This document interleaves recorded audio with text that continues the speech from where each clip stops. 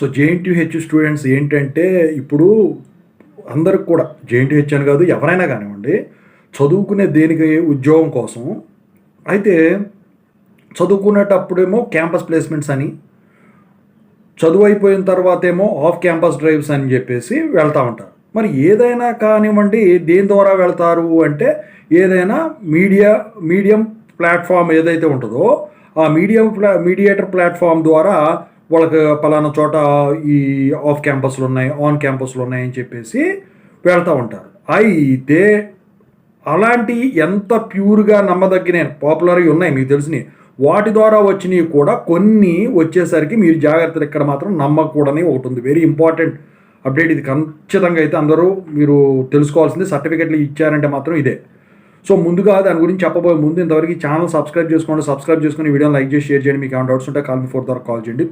Telugu engineering education Telegram YouTube channel subscribe చేసుకుని JNTU university updates ఛానల్తో సహా. ఇక టాపిక్లో పెడితే ఏంట్రా బాబు అంటే కొన్ని కంపెనీలు వచ్చేసరికి ఏంటంటే స్టూడెంట్స్ దగ్గర ఆఫ్ క్యాంపస్ అని చెప్పేసి ఫస్ట్ ఒక రిటర్న్ టెస్ట్ పెట్టి పాడుదోపేసి ఎట్లా గట్లా పాస్ చేసేసేసి డబ్బులు అనుకుంటారేమో, డబ్బులు కాదు, డబ్బులు తీసుకోవడం అదంతా కాదు.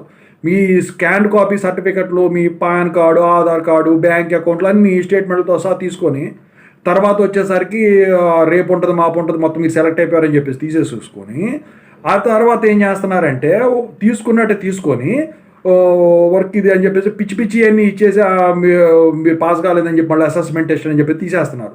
మరి ఈ సర్టిఫికెట్లు ఏం చేసుకుంటారండి అంటే ఇవి వచ్చేసరికి ఏంటంటే కొన్ని విద్యా సంస్థలు ఉంటాయి. ఎంటెక్లు చేసిన వాళ్ళు ఉంటారు, బీటెక్లు చేసిన వాళ్ళు ఉంటారు. ఇప్పుడు విద్యా సంస్థలు ఉంటాయి. ఆ విద్యా సంస్థలకి ఏం చేస్తారు, స్కాన్ సర్టిఫికెట్స్, ఆ పాన్ కార్డు, ఆధార్ కార్డు ఇవన్నీ ఇచ్చారనుకోండి, అప్పుడు వీళ్ళు వచ్చేసరికి అక్కడ పోయి ఈ ఇన్స్పెక్షన్లు అప్పుడు వాటి కింద వాడుకుంటున్నారండి. సో అట్లాంటివి మీకు ఆన్ బోర్డింగ్ వచ్చిన తర్వాత మాత్రమే ఈ సర్టిఫికెట్స్ కానివ్వండి ఇలాంటి డీటెయిల్స్ కానివ్వండి చేస్తామండి. కాదు అంటే మాత్రం అది పక్కా ఫ్రాడ్ కింద లెక్క. ఓకేనా?